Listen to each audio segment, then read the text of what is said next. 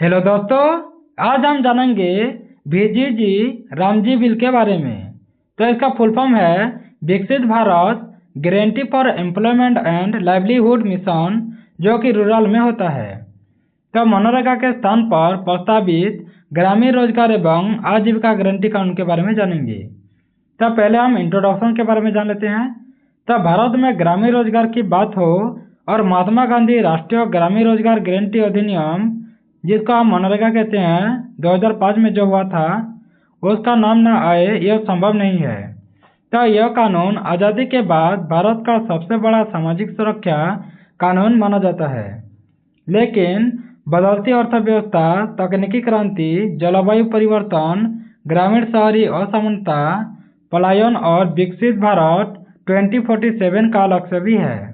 तो इन सब ने यह प्रश्न खड़ा कर दिया है कि क्या केवल 100 दिन का अकुशल श्रम रोजगार आज भी पर्याप्त होगा। तो इसी पृष्ठभूमि से हम प्रस्तावित है जो कि वीबीजी रामजी बिल के बारे में। तो उसके हम डिटेल्स जानेंगे। पहले तो हम वीबीजी रामजी बिल क्या है उसके बारे में जान लेते हैं। तो वीबीजी रामजी बिल का पूरा नाम है विकसित Bharat guarantee for employment and livelihood mission, यानी रूरल बिल इसको कहते हैं। तो यह एक प्रस्तावित कानून है जिसका उद्देश्य होगा केवल रोजगार देना नहीं होगा, बल्कि टिकाऊ आजीविका यानी सस्टेनेबल लाइवलीहुड भी होगा, इसकी गारंटी भी देता है। तो मूल दर्शन के रूप में काम दो, कौशल दो और आय दो और आत्मनिर्भर भी बनाओ, ये हो सकता है दर्शन की बात करें तो मनरेगा एक संक्षिप्त पुनरावलोकन के बारे में जान लेते हैं। तो इसकी मुख्य विशेषता क्या होगा। तो 18+ आयु के ग्रामीण नागरिकों को 100 दिन का अनुकुशल मजदूरी रोजगार देता है, कौन, मनरेगा, और न्यूनतम मजदूरी पर देता है, ग्राम पंचायत के माध्यम से देता है।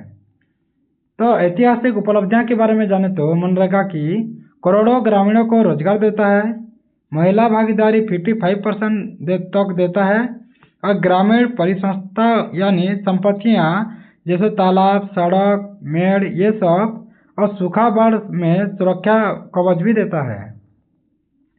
लेकिन सीमाएं भी है, जैसे सिर्फ अकुशल काम करना, स्थायी आय का अभाव होना, पलायन रोकने में सीमित सफलता होता है, और तकनीक व कौशल से दूरी भी होता है। यह सब सीमाएं होता है।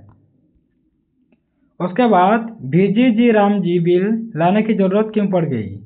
तो ग्रामीण अर्थव्यवस्था में बदलाव, कृषि पर निर्भरता घट रही है और गैर कृषि ग्रामीण रोजगार बढ़ रहा है। तो युवाओं की अपेक्षाएं, युवा सिर्फ मजदूर नहीं चाहता है, वह कौशल, सम्मान, स्थिर आय चाहता है। तो जलवायु संकट, सूखा, बाढ़, चक्रवात और कृषि जोखिम भी बढ़ा है। तो विकसित भारत का विजन 2047 तक भारत को उच्च आय राष्ट्र बनाना है। तो इसके लिए ग्रामीण भारत का सशक्त होना जरूरी होगा। तो वीबीजी रामजी बिल के मुख्य उद्देश्य क्या है।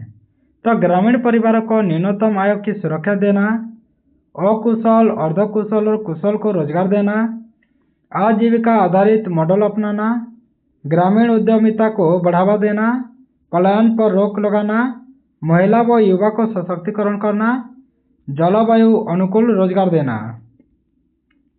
तो मनरेगा बनाम वीजीजी रामजी बिल क्या है उसके बारे में पहले हम तुलना कर लेते हैं। तो पहले तो रोजगार की बात करें तो ये अकुशल होता है मनरेगा में, जबकि वीजीजी रामजी बिल में अकुशल के साथ साथ कुशल भी होता है। दिन की बात करें तो 100 दिन देता है मनरेगा में, जबकि वीजीजी रामजी बिल में 150 से 200 दिन तक देता है। फोकस की बात करें तो ये सिर्फ मजदूरी पर ही फोकस करता है, जबकि ये आजीविका पर भी देता है, फोकस करता है। प्रशिक्षण की बात करें तो यहाँ पर नहीं मिलता है, जबकि यहाँ पर अनिवार्य होता है। परिसंपत्ति की बात करें तो ये सार्वजनिक होता है, जबकि ये सार्वजनिक प्लस निजी भी होता है। तकनीक की बात करें तो ये सीमित होता है, जबकि ये डिजिटल प्लेटफॉर्म में होता है, वीबीजी रामजी बिल।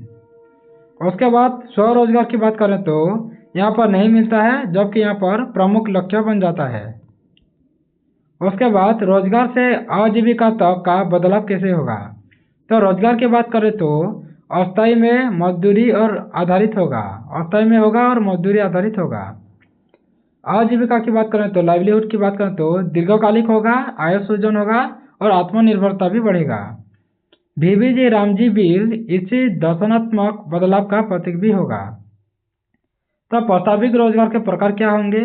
पहले तो अकुशल कार्य जैसे जल संरक्षण होना, भूमि सुधार करना और हरित कार्य करना, ये सब आता है। अर्धकुशल कार्यों की बात करें तो नर्सरी, पशुपालन, डेयरी, ये सब हो सकता है।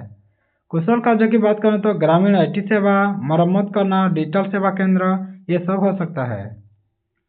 उसके बाद कौशल विकास का एकीकरण भी होगा। जैसे VBG रामजी बिल का एक क्रांतिकारी पहलू होगा, जैसे काम के साथ प्रशिक्षण भी दिया जाएगा। तो संभावित स्किल सेक्टर के रूप में भी हो सकता है, जैसे कृषि संप्रसारण करना, बुनाई करना, हस्तशिल्पी करना, फूड प्रोसेसिंग करना, सोलर टेक्नीशियन भी बनना, ड्रोन ऑपरेटर भी करना, ये सब इसमें आ सकता है। महिला सशक्तिकरण भी होता है, जैसे मनरेगा ने महिलाओं को मंच दिया है, जबकि VBG रामजी बिल उन्हें नेतृत्व भी देगा। उसके बाद विशेष प्रावधान की बात करें तो महिला SHG को प्राथमिकता देगा, घरेलू आधारित रोजगार देगा और मातृत्व अनुकूल कार्य भी देगा। ग्रामीण युवाओं के लिए भी अवसर होगा, जैसे स्टार्टअप सपोर्ट करेगा, माइक्रो क्रेडिट होगा, ग्रामीण इनोवेशन का हब बन सकेगा, डिजिटल फ्रीलांसिंग भी हो सकेगा। उसके बाद वित्तीय ढांचा क्या हो सकता है? तो संभावित स्रोतों की बात करें तो केंद्र सरकार, राज्य सरकार, CSR फंड, बहुपक्षीय एजेंसियां, DBT आधारित भुगतान, मजदूरी, प्रोत्साहन और प्रदर्शन आधारित बोनस भी मिलेगा। उसके बाद डिजिटल शासन की बात कर लेते हैं। तो यहाँ पर डिजिटल कार्ड जैसे जॉब कार्ड होगा, डिजिटल प्रोफाइल होगा, GIS आधारित कार्य हो सकता है, AI आधारित निगरानी भी हो सकता है, सोशल ऑडिट 2.0 भी हो सकता है।